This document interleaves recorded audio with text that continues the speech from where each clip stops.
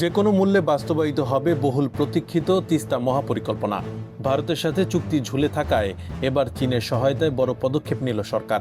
জাতীয় সংসদে প্রধানমন্ত্রী তারেক রহমান ঘোষণা করেছেন, জাতীয় অগ্রাধিকার ভিত্তিতে এই প্রকল্প বাস্তবায়ন করা হবে। একই সাথে পানি সম্পদ মন্ত্রী শহীদ উদ্দিন চৌধুরী অ্যানি জানিয়েছেন, চীনের কারিগরি ও প্রযুক্তিগত সহায়তায় 2026-27 অর্থবছরেই শুরু হচ্ছে এই মেগা প্রকল্পের কাজ। প্রধানমন্ত্রী সাম্প্রতিক চীন সফরে দেশটির প্রেসিডেন্ট শি জিনপিংয়ের সাথে বৈঠকের পর এই বিষয়ে পজিটিভ অগ্রগতি হয়েছে।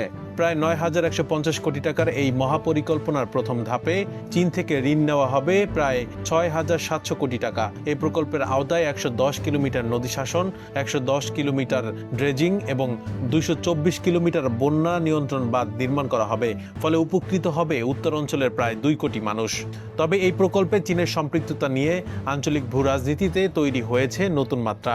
চীনের পররাষ্ট্র মন্ত্রণালয় স্পষ্ট জানিয়েছে, বাংলাদেশ চীন সহযোগিতা কোনো তৃতীয় পক্ষকে লক্ষ্য করে নয় এবং এখানে অন্য কারো হস্তক্ষেপও কাম্য নয়।